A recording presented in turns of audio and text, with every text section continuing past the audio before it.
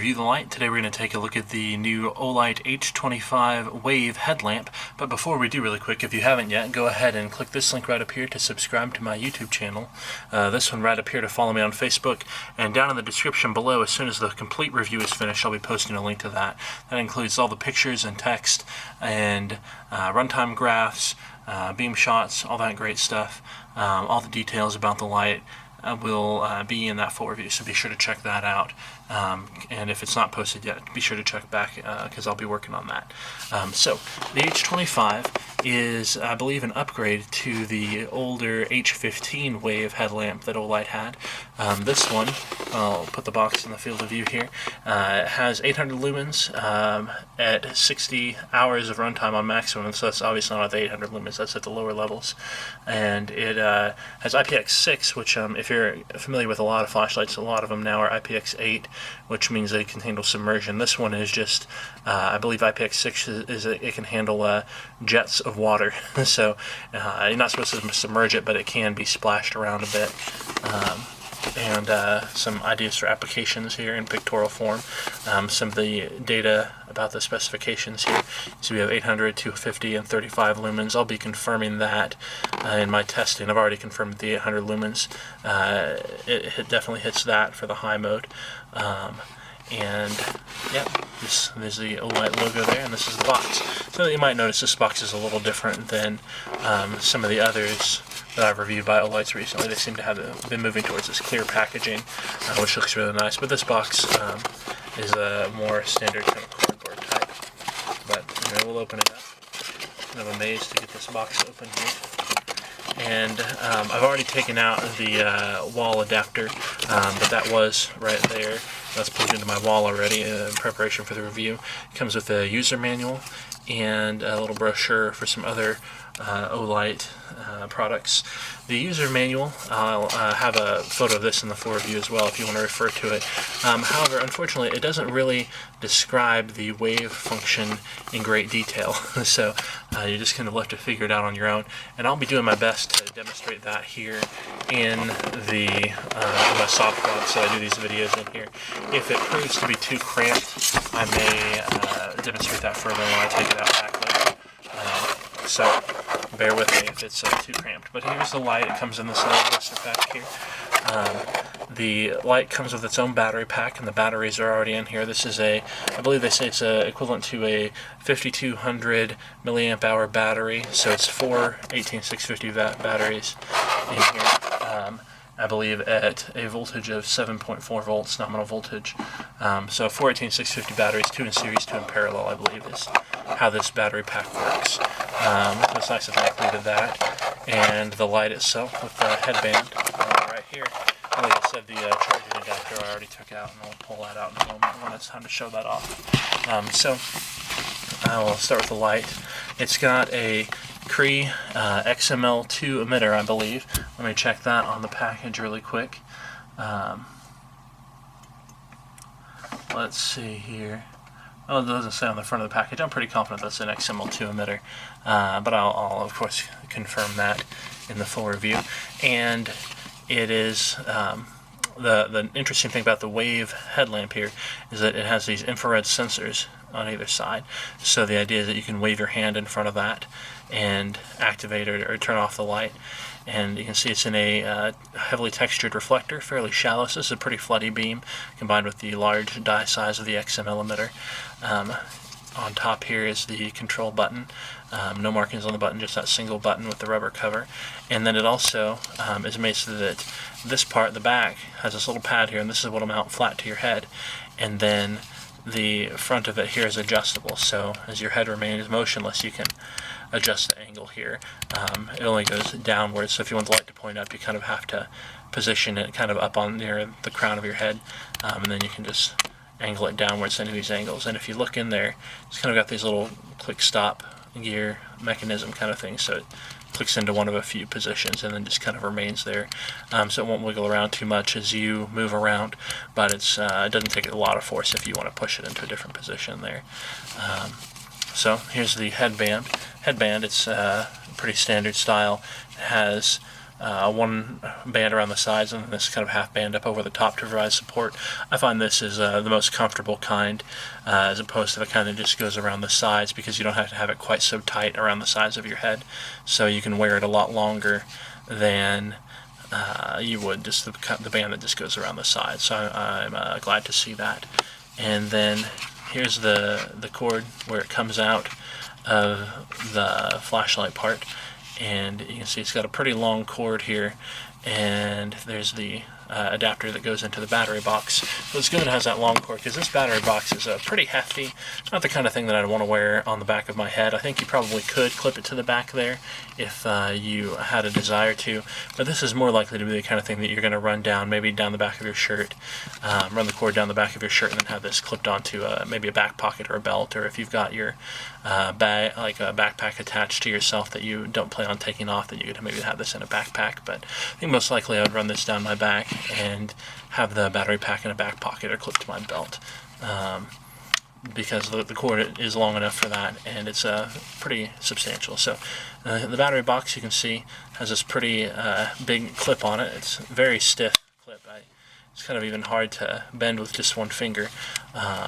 Very stiff clip, good pressure there, so I think it's pretty secure, and a large clip, as you can see.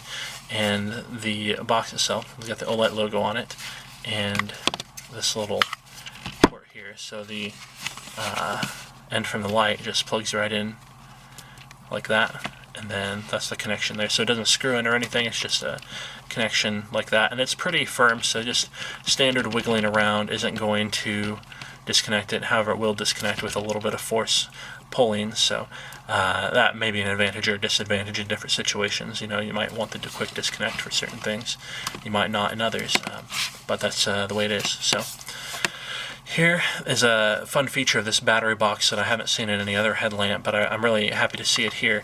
It has a USB out port, so I open this little rubber cover here, and you can see you can plug a USB cord into here to plug charge anything that you would charge off of a USB. So to activate that, once you've got it plugged in, you just press this button, and this little light turns on to show you that it's powering.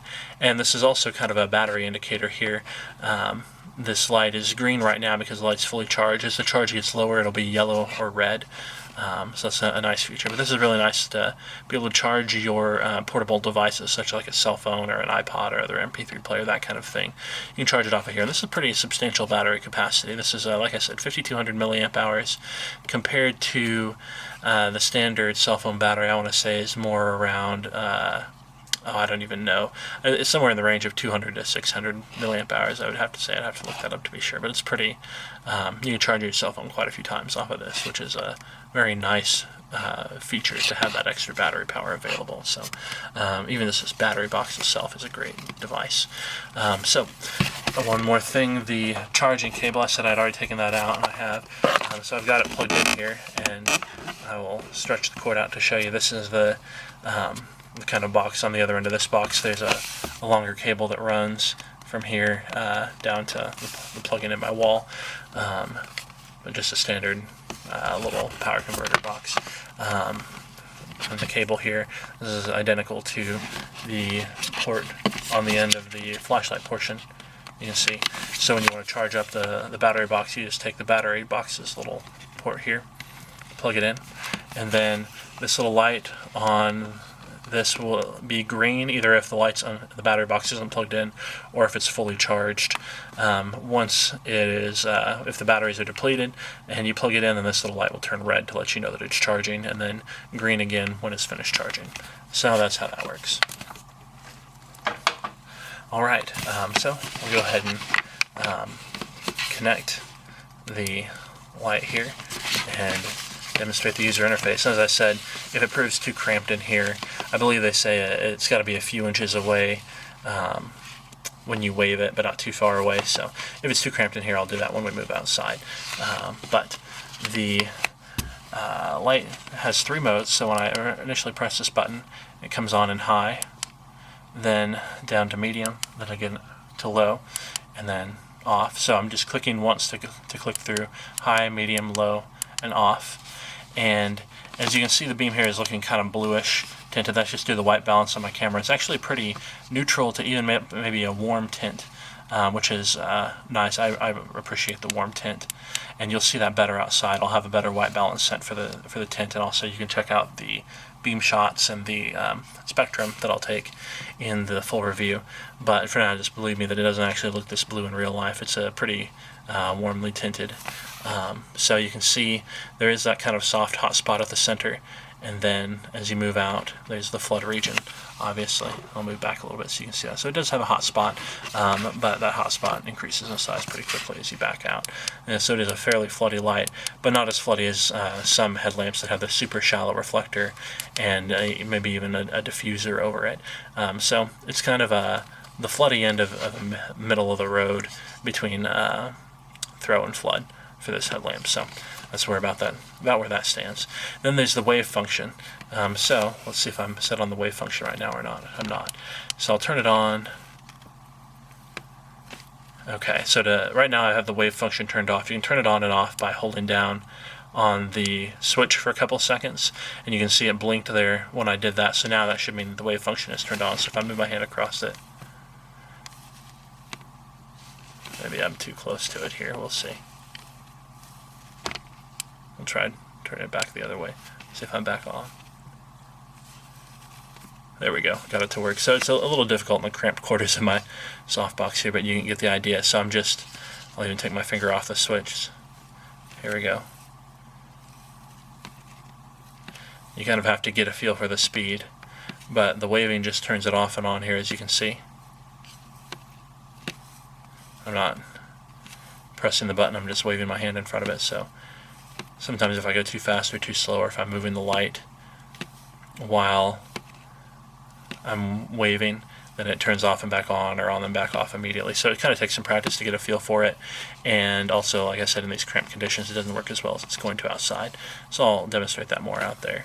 And then, like I said earlier, if you want to turn the wave function off, you just hold down on the button for a second, and then the wave function is turned off. Hold down on it again. The wave function is turned back on. There it is. And also, the wave function does not change the output of the light, so I've got it set on low now. It's just turning it on and off of low. Before I was turning it on and off of high. So that's how the wave function works. So that's the interface and the construction of the H25 Wave by Olight. And if you stick around for just a second, we will take it out back and give it a shot in the dark. Hello and welcome back to Review the Light. We've got the Olight H25 Wave here out in the dark. So we actually have a special treat. We're not in my backyard tonight. We are someplace else. Excuse me, I had a spider crawling up my leg. Lots of wildlife out here, which is kind of fun. So by a nearby river here, you get a treat instead of my backyard because I happen to be out and about. So this is the H25. Now I just waved it to turn it on, which was kind of fun. I'm going to do it again. I'm waving it to turn it on and off right now. And that's a pretty neat feature. So I've got it clipped to my belt, and the battery pack is just not quite long enough to make it from my head down to my back pocket. I'm a pretty tall guy, so I think for an average height person, you could probably get it back down to the back pocket. I can't quite make it there, so right now I've got it clipped onto the side of my hip on my belt right there, and I can kind of have it near the back so it's out of my way when I'm swinging my arms if I want to, but I can't quite get it down in the back pocket because of the length of the cord. So you can see the beam here. What you see on the screen, I've got the white balance set, so it's a pretty accurate rendition of the beam temperature there, the color temperature. Yeah, you can tell it's a pretty warm tinted light if you're familiar with LED lights. You can see you've got out here really good, you can really tell the difference between the vegetation and the ground, for instance. Just to compare really quick, this is, if I turn it up, this is standard cool tint, or cool white, almost neutral I'd say, but this is just a standard cool tint. You can still tell, the difference between the green vegetation and the brown dirt, but it's just a lot easier to see what's going on, I think, with the warm tint. So I really appreciate that, especially in the headlamp. It's also, I biked out here. I found the wave function of the H25 to be very helpful, because I had my bike light on, and then if I ever wanted to see something where my head was pointed instead of just where my bike was pointed, I could just wave my hand in front of it and not be fumbling around for the switch. So that was nice. Obviously when biking I prefer the switch on the handlebars is the best option, but it's not very practical to have that switch connected to something on your head. So for a headlamp, this is just pretty ideal for biking. I'm really liking it. The one drawback I found to the wave function is that when I go up to scratch my head or like take a bag off my shoulder and pull it over my head, it'll turn the light off. So you can turn the wave function off, and this is something to be aware of. It takes a little time to get used to the fact that moving your hand up there will turn the light on and off. So I'm just going to pan around a little bit and give you some idea of what the beam is like. You can see it's got actually a pretty good throw, better than I expected to see from such a shallow textured reflector and the XML emitter. Actually a pretty good throw, mostly probably because it's got that full 800 lumens. And yeah, so this is a really great light for this outdoor environment. Now the beam, I'll try and move it a little bit out here so you can see the width of the beam is just a little bit narrower than I would like to see, probably because they have it focused so well for throw. So I would like, in a headlamp, I like a little bit more flood normally. This has actually proved really nice for riding these trails because my bike light is pretty floody, so it's nice to have the throw available. But just in general, I prefer a floodier headlamp, and that's just my preference, but that's something to be aware of if you're looking at this. It's a little bit throwier than I would have expected it to be. And I've had it on high now for a little bit, and the light, I'm touching the light, it is getting pretty warm up there, but not so hot that I'm worried about it.